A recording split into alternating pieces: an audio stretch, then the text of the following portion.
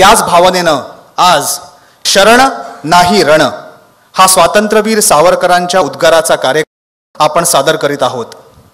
त्यात सहभागी होणारे कृतिशूर दिग्गजही तसेच आहेत. त्यांचा थोडक्यात परिचय करून देण्याचा प्रयत्न मी करणार आहे. सर्वप्रथम प्रमुख पाहुणे एअर मार्शल निवृत्त श्रीमान भूषणजी गोखले. सन 1968 मध्ये हिंदुस्थानी वायुदलातील फायटर स्ट्रीममध्ये प्रवेश घेऊन लगेचच 1971च्या इंडो पाक युद्धामध्ये पूर्व आणि पश्चिम दोन्ही फ्रंटवर एअर मार्शल गोखले यांनी सक्रिय सहभाग दिला. त्या यशानंतर सियाचेनच्या कारवाईत नेत्रदीपक कामगिरी करून श्री गोखले हे वायुसेना मेडलचे मानकरी ठरले. कारगिल युद्धातही ते सहभागी होते. इतकंच नव्हे तर 2001 मध्ये भारताच्या पार्लमेंटमधील हल्ल्यानंतरच्या ऑपरेशन पराक्रम या वायुदल ऑपरेशनचं प्रमुख नेतृत्व श्री गोखले साहेबांकडेच होतं. तत्पूर्वी 1977 ते 1979 सालामध्ये ते इराकमध्ये फ्लाईंग इन्स्ट्रक्टर म्हणून त्यांची नियुक्ती झाली. 1994 ते 98 मध्ये इजिप्तमधील इंडियन एम्बसीमध्ये ते संरक्षण मार्गदर्शक होते.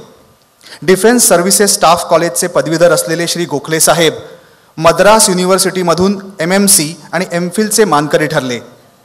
अमेरिकेतील एअर वॉर कॉलेजचे माजी विद्यार्थी असलेले श्री भूषण गोखलेजी एरोनॉटिकल सोसायटी ऑफ इंडियाचे फेलो आहेत. 31 डिसेंबर 2007 रोजी निवृत्ती घेताना ते vice chief of air staff headquarters होते. परंतु आपल्या सर्वांना अत्यंत अभिमानाची गोष्ट म्हणजे जसे ते राष्ट्रपती पदकाचे मानकरी होते तसेच परमविशिष्ट सेवा पदक, अतिविशिष्ट सेवा पदक याबरोबरच वायुसेना पदकाचे मानकरी ठरले.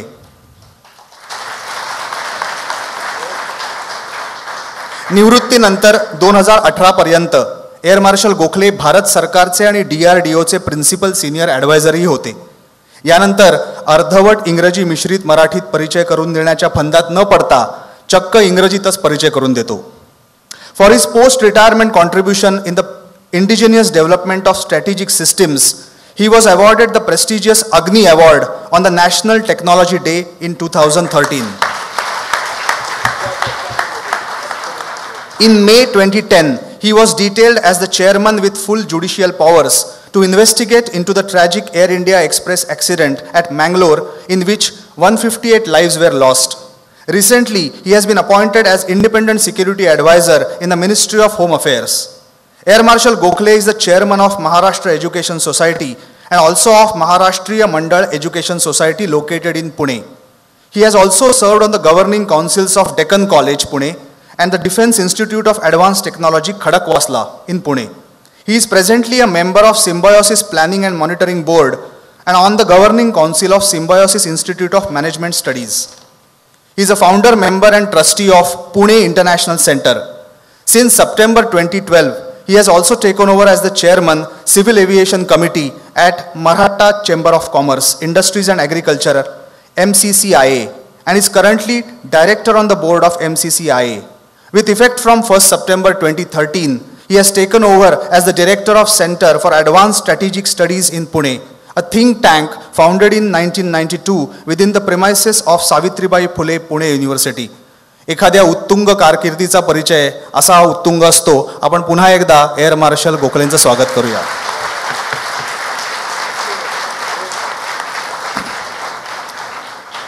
यानंतर ज्येष्ठ पत्रकार डॉक्टर उदय निरगुडकरजी. पुणे विद्यापीठातून MBAने सन्मानित डॉक्टर उदय निरगुडकरांना पुणे विद्यापीठानं मार्केटिंग मॅनेजमेंट या विषयात डॉक्टरेट पदवी प्रदान केली. 2 दशकांहून अधिक काळ IT, प्रिंटिंग, शैक्षणिक क्षेत्र, इन्फ्रास्ट्रक्चर, पत्रकारिता आणि आर्थिक क्षेत्रात कामाचा त्यांना दांडगा अनुभव असून त्यांनी अग्रगण्य IT कंपनीत आंतरराष्ट्रीय पातळ्यांवर प्रमुख पदे भूषविली आहेत. 50हून अधिक देशात शैक्षणिक क्षेत्र, अर्थव्यवस्था आणि व्यवस्थापन कौशल्य यातील विविध विषयांवर व्याख्यानं, अरब आणि आफ्रिकन देशात व्यवस्थापन कौशल्यांवर आधारित कार्यशाळांचं आयोजनही केलं आहे. डॉक्टर उदय निरगुडकरांचा तंत्रज्ञान आणि शिक्षण क्षेत्रात हातखंडा असल्यानं त्यांनी या क्षेत्राशी निगडित अनेक विषयांवर भाषणं दिली. अनेक वर्तमानपत्र आणि नियतकालिकातून लेखन केलं. Strategic use of IT, TQM, business process reengineering या विषयांवरील 4 पुस्तकांचं संकलन त्यांनी केलं आहे. लोकल ते ग्लोबल, जागतिकीकरण आणि भारताचा बदलता चेहरा, and all about winning Indian elections अशा पुस्तकांचे तसेच CEO या कादंबरीचे ते लेखक आहेत. पत्रकारितेमध्ये सकारात्मक बदल घडवण्याच्या दृष्टीनं डॉक्टर उदय निरगुडकरांनी अनेक नवे उपक्रम सुरू केले. सामाजिक बांधिलकी जपताना राष्ट्रभक्तीचा भाव मनात सर्वोच्च असल्यामुळे धागा शौर्य का, राखी अभिमान की असे उपक्रम आणि सैनिकांच्या कुटुंबांबरोबर दिवाळी साजरी करत आपला सैनिक आपली दिवाळी हे उपक्रम त्यांनी सुरू केले. डॉक्टर निरगुडकरांनी अनेकदा सीमेवर जाऊन सैनिकांशी संवाद साधला. वेळोवेळी सैन्यातील अधिकाऱ्यांना मुलाखतीतून बोलतं केलं आणि त्यांच्या कार्याला सलामी दिली. हे अगदी वेगळं राष्ट्रीय कार्य डॉक्टर निरगुडकरांनी केलं आहे.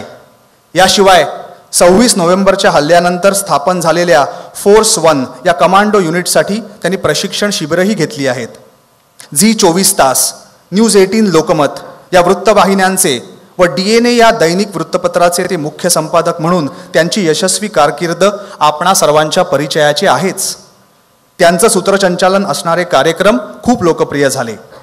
पत्रकारितेचं व्रत सांभाळतानाच त्यांनी शास्त्रीय संगीताचे अनेकविध कार्यक्रम आयोजित करून कलेची जोपासना केली. त्यासाठी त्यांना NCPA आणि संगीत नाटक अकादमीतर्फे पुरस्कारही प्रदान करण्यात आला. उत्कृष्ट पत्रकारितेसाठी 2017 मध्ये मंगेशकर पुरस्काराने ते सन्मानित झाले आहेत. असे बहुआयामी व्यक्तिमत्व असलेले डॉक्टर उदय निरगुडकर आज प्रामुख्यानं एअर मार्शल भूषण गोखले यांच्याशी आणि ओघाओघानं आपणा सर्वांशी संवाद साधणार आहेत. त्यासाठी आता आणखी वेळ न घेता मी कार्यक्रमाची पूर्ण सूत्र त्यांच्याकडे सोपवतो आणि मुलाखतीचा आस्वाद घेतो. रसिकांना एकच विनंती की कृपया आपले मोबाईल फोन्स बंद किंवा शांत अवस्थेत ठेवावेत.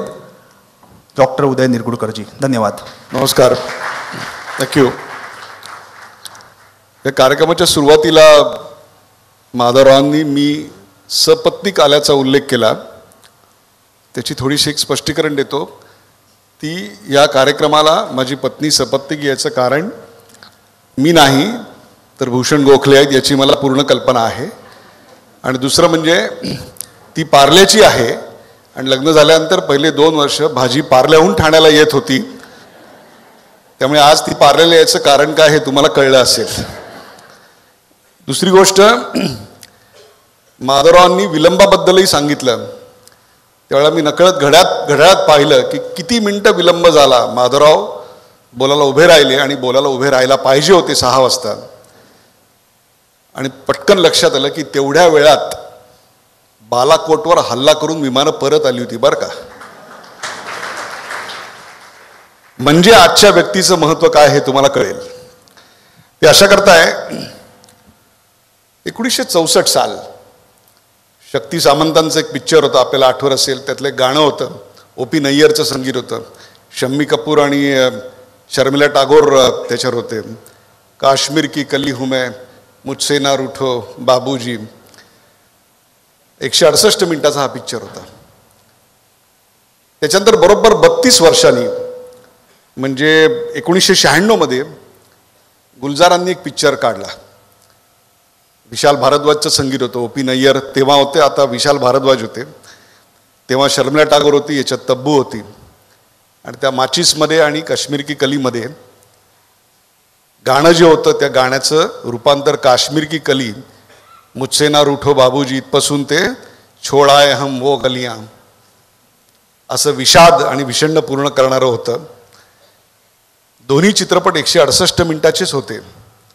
परंतु त्या 168 मिनिटामध्ये काश्मीरची 2 वेगवेगळी आणि किंबहुना आत्ताचं विषण्ण करणारं रूप आणि 90च्या दशकात धुमाकूळ घालणारा दहशतवाद आपल्या समोर आला होता. हे सगळं आठवायचं कारण अशा करता की भारताला स्वातंत्र्य मिळालं 15 ऑगस्ट 1947ला. त्यावेळा काही जम्मू काश्मीर पूर्णपणे आपल्याकडे आलेलं नव्हतं. ते आलं 26 ऑक्टोबरला, 26 ऑक्टोबर 1947ला. आणि 26 ऑक्टोबर 1947ला आलं तेव्हापासून आजपर्यंत 4 राज्यसभेचे खासदार आणि 6 लोकसभेचे खासदार या 1.25 कोटी जनता तिकडे निवडून देते. या संपूर्ण जम्मू आणि काश्मीरचे आपल्याला माहिती आहे 4 भाग आहेत. खरं तर जम्मू हा भाग आहे, काश्मीर खोऱ्याचा भाग आहे, लेह लडाखचा भाग आहे आणि चौथा सध्या आपल्या ताब्यात नसलेला पाकव्याप्त काश्मीरचा भाग आहे, परंतु तो हा भारताचाच भाग आहे असं पूर्णपणे माझं मत आहे आणि मला खात्री आहे की इथे असल्या बऱ्याच जणांचं ते मत असणार आहे. जम्मू आणि काश्मीरचं वेगळेपण काय आहे किंवा आज तिथल्या दहशतवादावर आपण भूषण गोखले यांच्याशी का चर्चा करणार आहोत. तर अनेकांना असं वाटतं की आर्टिकल 370 आणि आर्टिकल 35A याच्यामुळे काश्मीरला जे एक वेगळा दर्जा वेगळं स्टेटस प्राप्त झालेलं आहे त्याच्यामुळे हे सगळं निर्माण झालं आणि म्हणूनच गेल्या 50 वर्षाच्या 60 वर्षाच्या काळामध्ये काश्मीरची ही वेगवेगळी रूपं आपल्यासमोर येतात. त्याचं निसर्ग सौंदर्य, डाल सरोवर हे जसं आपल्या येतं समोर तसंच तिथला रक्तलांछित इतिहास आणि अत्यंत दहशतवादानं भारलेलं असं वर्तमान, एक अख्खी पिढी पारल्याची 2 पिढ्या आपण म्हणू ही अशा लोकमान्य सेवा संघाच्या आसपास परिसरात वाढत असते किंवा त्यांच्यावर काव्यशास्त्र विनोदाचे संस्कार होत असतात. परंतु 4 पिढ्या आत्ता काश्मीरमध्ये अशा वाढलेल्या आहेत की ज्यांनी फक्त आणि फक्त लहानपणापासून आजपर्यंत बंदुकीचे आवाज ऐकलेले आहेत आणि कोणत्याही प्रकारची गुंतवणूक न आल्यामुळे कोणत्याही प्रकारचा रोजगार तिकडे निर्माण होऊ शकलेला नाही. त्यामुळे पाकड्यांना ठेचून काढा इथपासून ते नेहरूंनी केलेल्या घोडचुकीची शिक्षा आम्ही का भोगायची इथपासून ते जहां हुए बलिदान मुखर्जी वह काश्मीर हमारा है अशी हळी देणारे असे दोन्ही वर्ग आपल्यासमोर आहेत. In nutshell Kashmir is a very complex problem. It cannot be understood and followed by sitting into AC cabin. गेले 10 वर्ष त्या भागात वारंवार जातोय. जे सिंगांपासून ते अतिशय छोट्या तिथल्या शिपायांपर्यंत मी वारंवार बोलतोय आणि माझ्या एक गोष्ट लक्षात आली की जे या देशावर प्रेम आहे असं सांगणारे सुडो इंटेलेक्च्युअल्स आहेत किंवा उन्मादी देशभक्त उच्चारावात जे याविषयी तारे तोडत असतात ह्या सगळ्याच्या पलीकडे जाऊन आपल्याला कुठेतरी ह्या समस्येचं मूळ काय, लष्कराची तिथली नेमकी भूमिका काय, आपली खरोखरच लढण्याची युद्ध जिंकण्याची कॅपॅसिटी आहे का, पुलवामात जे घडलं आणि त्यानंतर बालाकोटला जे आपण केलं त्यामागचं नेमकं संरक्षण स्ट्रॅटेजी काय होती हे सगळं समजून घेणं अत्यंत गरजेचं आहे. याचं एक कारण असं आहे Kashmir problem is not going to get solved in 1 day 1 night or 1 discussion. 96% population आता काही भागांमध्ये ही मुस्लिम आहे आणि त्यातली 95% ही सुन्नी आहे आणि 5% ही फक्त शिया. माहिती असेल सुन्नी हे अतिशय कट्टर मानले जातात आणि शिया हे त्यातच जरा सोबर अशा प्रकारचे सुधारणाला अनुकूल असे मानले जातात. भारताला म्यानमार, श्रीलंका, नेपाळ असे अनेक शेजारी आहेत, परंतु वाजपेयींचं एक फेमस वाक्य आहे की आपल्याला एक वेळ आपले कुटुंबीय निवडता येतात पण शेजारी निवडता येत नाही. आणि हा असा एक ट्रबलसम, युद्धखोर, दिवाळखोरीच्या दारावर उभा असलेला आणि त्याच्या दुर्दैवानी प्लेबॉय असलेला एक राष्ट्रप्रमुख त्याला आत्ता सध्या मिळालेला आहे आणि त्यामुळे अधिकच चिंतेची बाब आहे. याचं कारण न्यूक्लिअर वेपन असलेला देश आहे आणि त्या देशावर अतिरेक्यांचं राज्य येतं की काय अशी देखील परिस्थिती आहे. हा संपूर्ण इतिहास तुम्हाला थोडक्यात सांगायचं कारण इथे अनेक पातळ्यांवरची लोक आहेत. काही जणांना याची पूर्ण माहिती असेल, काही तरुण मुलं आहेत त्यांना हा इतिहास माहिती नसेल. 1947ला आपलं आणि पाकिस्तानचं पहिलं युद्ध झालं. 1971ला झालं तेव्हा बांगलादेशशी दुसरं युद्ध, त्यात बांगलादेशशी 65चं युद्ध आणि त्याच्यानंतर 71ला झालं. 71ला बांगलादेशची निर्मिती झाली आणि त्याच्यानंतर छोट्या मोठ्या चकमकी तर होतच होत्या, परंतु ज्याला एक फुल फ्लेज वॉर असं आपण म्हणू त्याकडे 99ला जवळपास 50 दिवस चाललेलं हे कारगिलचं वॉर होतं.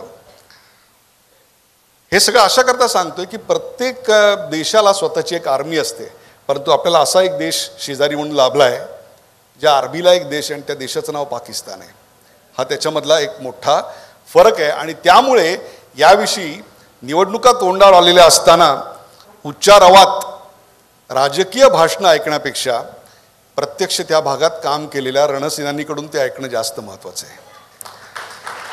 बरं, दुसरं पाकिस्तानमध्ये काय आहे, अँटी इंडिया याच्या व्यतिरिक्त पाकिस्तानमध्ये ओरिजिनल थॉट काही नाही आहे. पाकिस्तानमधली कुठली भाषा घ्या, म्हणजे हे विनोद म्हणून सांगत नाही मी, पाकिस्तानमधली कुठली भाषा घ्या, उर्दू पाकिस्तानची भाषा नाही, उर्दू इथे निर्माण झालेली आहे, ठीक आहे, पाकिस्तानात निर्माण झालेली नाही. सिंध, बलूच, पख्तू या सगळ्या भाषांची निर्मिती ही ज्या संस्कृत भाषेपासून निर्माण झाली त्या संस्कृत भाषेचा आणि पाकिस्तानचा काही संबंध नाही, ती इथे निर्माण झालेली आहे. त्यामुळे फक्त भारताचा द्वेष याच्यावरच ज्यांचं 50-60 वर्षाचं राजकारण चाललं, हा पाक, ज्यांनी पाक ऑक्युपाईड काश्मीर 5,000 स्क्वेअर फुटाचा 5,000 स्क्वेअर किलोमीटरचा एरिया, ज्याच्यामध्ये 10 लाखाचं पॉप्युलेशन, मुझफ्फराबाद त्याची राजधानी आणि त्याच्या काराकोरमपासून जो रस्ता निर्माण होतोय तो आत्ता सध्या भारताची डोकेदुखी आहे. हा एक जिओ पॉलिटिकल मॅप आत्ता मी तुम्हाला अशाकरता सांगतोय की पुढे अनेक प्रश्न हे त्याच्यावर येणार आहेत. आपल्या सगळ्यांना 15 ऑगस्ट 1947ला स्वातंत्र्य मिळालं, परंतु बाल्टिस्तान, गिलगिट, अक्साई चीन जे भारताचेच भाग आहेत त्या भागाला मात्र अजूनही स्वातंत्र्य मिळालेलं नाही. 13व्या शतकाला तिकडे मीर शहा, 15व्या शतकात त्या ठिकाणी मोंगल आणि 17व्या शतकात अफगाण आणि त्याच्यानंतर पाकिस्तान यांचंच त्या सगळ्या भूभागावर राज्य आहे. आणि म्हणूनच 14 फेब्रुवारीला संपूर्ण देशामध्ये पाश्चात्यांचं अनुकरण करणारे जे प्रेमाचा दिवस साजरा करत होते त्यावेळेला एक प्रेमाचा संदेश घेऊन आपल्याकडे एक विखार पसरवला गेला.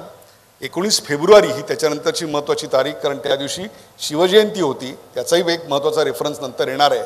आणि त्याच्यानंतर अर्थातच सावरकरांच्या पुण्यतिथीला एक प्रकारे काय म्हणू आपण, श्राद्ध घातलं गेलं म्हणा, बदला घेतला म्हणा किंवा काही म्हणा, पुण्यकर्म म्हणा, तेही पार पाडलं गेलं.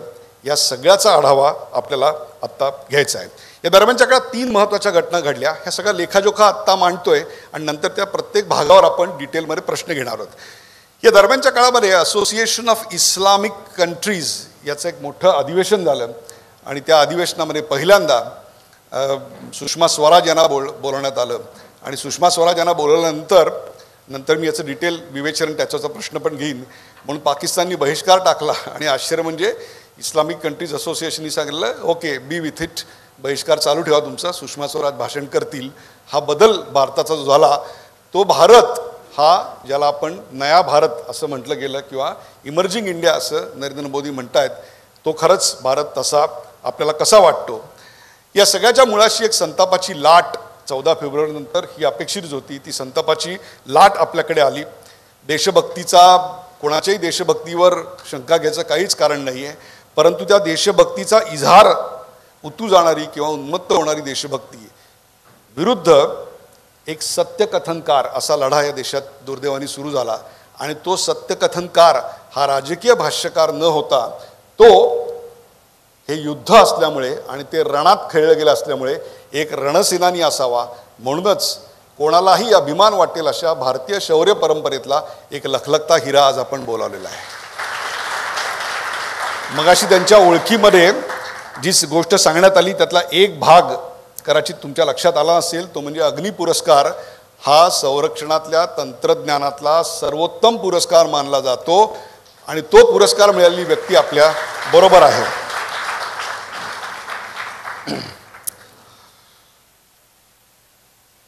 पुलवामाला जे घडलं हे पाकिस्ताननं आपल्यावर लादलेलं 5वं युद्ध होतं. नक्कीच. पण मी जरा 1 मिनिट घेऊ का पहिल्यांदा? Please. I must thank the host, उत्तुंग परिवार, माधवराव, आशाताई आणि अर्थातच डॉक्टर उदय निरगुडकरांच्या बरोबर रोखठोक असं एकट्यात बोलायचं म्हणजे जरा एक वेगळंच असं दडपण असतं. समोर बसलेले मिस्टर देवधर जोशी आणि सर्व परिवार, मिसेस निरगुडकर ऑल्सो.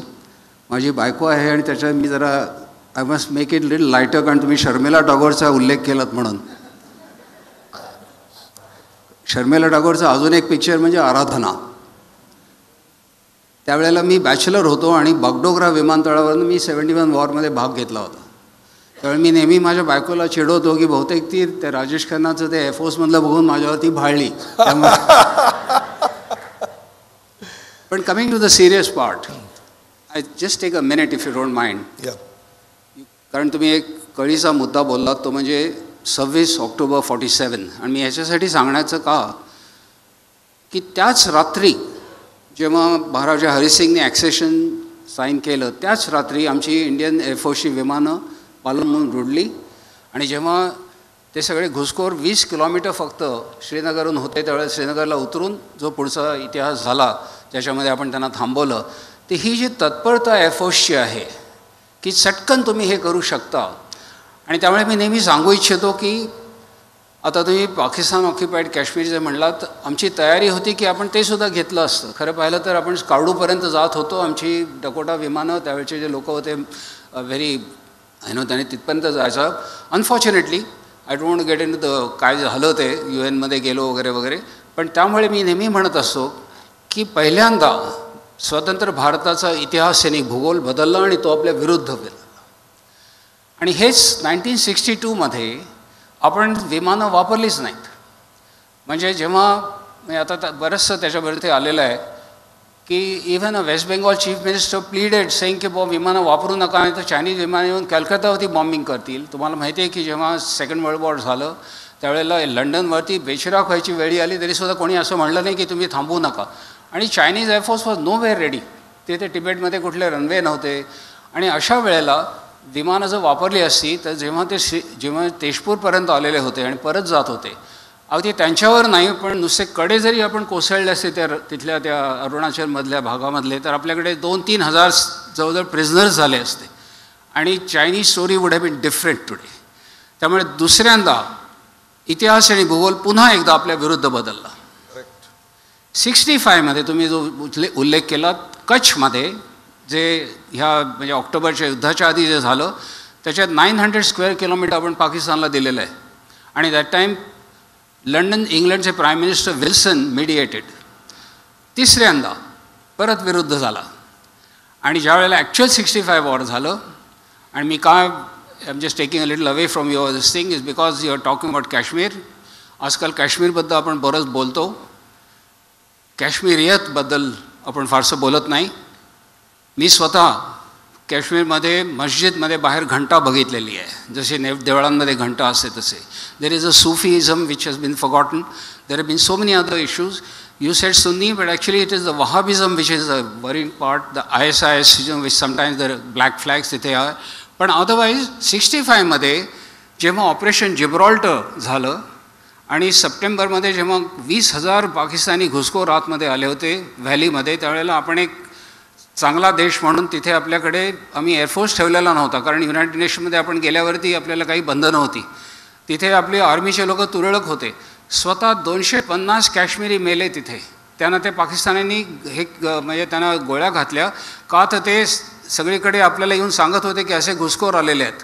आणि असे ब्रेव्ह काश्मीरीज त्यांनी आपल्याला खरं 65 वॉरमध्ये थांबवलं. आणि तुम्ही जर गोहर अयूब खानचं पुस्तक वाचलं, Gohar Ayub Khan is field marshal Ayub Khan त्यावेळेचा जो त्याचा पाकिस्तानचा चीफ होता, त्याच्या मुलाचा, आणि तो नंतर पाकिस्तानचा विदेश मंत्री झाला.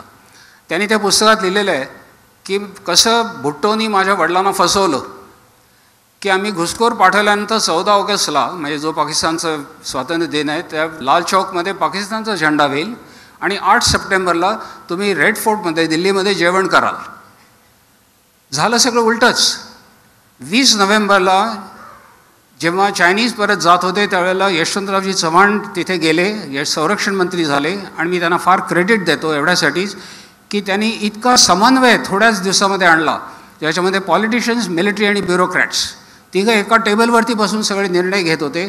आणि त्यामुळे आमचं 2.5 वर्षामध्ये जे मोराल इतकं खाली होतं 62 ते वरती गेलं. आणि आम्ही सियालकोट आणि राहोरपासून फक्त 20 किलोमीटर होतो जेव्हा युद्ध थांबलं. आणि त्यामुळे या काश्मीरी लोकांच्याबद्दल कित्येकदा आपण जेव्हा बोलतो किंवा आपण स्टुडंट्सना म्हणतो की बाबा तुम्ही परत जा वगैरे वगैरे, आपण असं करू नये. म्हणून मी मुद्दाहून जरा थोडा बाहेर तुमच्या विषयाच्या. मी तुम्हाला पुलवामाबद्दल प्रश्न अशा करता विचारला की आता तुम्ही जो उल्लेख केला भुत्तोंचा, त्या भुत्तोंच्याच एका डॉक्युमेंटमध्ये इंडियाबद्दलचं वॉरफेअर कसं असावं याचं वर्णन केलं आहे त्यांनी. आणि त्याच्यात असं दिलेलं आहे की ब्लीड देम विथ 1000 कट्स. तुम्ही सरळ वॉरमध्ये तर जिंकू शकत नाही भारताच्या विरोधात, तर एक काम करा, कुठेतरी हाताला ब्लेड मारा, कुठेतरी पायावर चाकू मारा, म्हणजे रक्त गळत राहील सातत्याने. अशा प्रकारची स्ट्रॅटेजी होती. म्हणून पुलवामा हे एक प्रकारचं लो इंटेन्सिटी वॉर. आणि दुसरी गोष्ट, वॉज इट इन मेकिंग, हे होणारच होतं, होतच होतं. कारण संपूर्ण साऊथ काश्मीरचा भाग हा आज इन्सर्जन्सीनी पोखरून टाकला आहे. स्लीपर सेल्स खूप मोठ्या प्रमाणात आहेत. आणि त्याहीपेक्षा सुद्धा अशा प्रकारचं वाहन येऊन धडकू शकतं याचा कोणताही इंटेलिजन्स आमच्याकडे नव्हता. It's a failure of intelligence. No, what you say is absolutely fine, correct. कारण ह्याला सबकन्व्हेन्शनल वॉरफेअर आम्ही जे म्हणतो. कारण जसं तुम्ही म्हणलात की ब्लीड इंडिया विथ 1000 कट्स, आणि अझहर महमूद जो आता ज्याच्याबद्दल बरीच चर्चा चाललेली आहे, लोक कित्येकदा म्हणतात की आपण समजा म्हणजे बरेचसे विद्वान लोक बोलतात की आपण काश्मीर देऊन टाकलं पाकिस्तानला तर काय होईल. हे थांबणार नाही आहे, कारण त्या अझहर महमूदनी दुसरं वाक्य म्हणलेलं आहे, cut India into 1000 pieces till the time they kneel and beg you. त्यामुळे हे जे तुम्ही जे त्यांनी विष तिथे जे सगळं पसरलेलं आहे तिथे त्या पाकिस्तानी जनतेमध्ये, मुलांमध्ये, आणि कुठली तरी जन्नत दाखवण्याचं वगैरे जे आहे, त्यामुळे हा जे सब कन्व्हेन्शनल वॉरफेअर आहे ते we consider war. Pulwama was a war against India.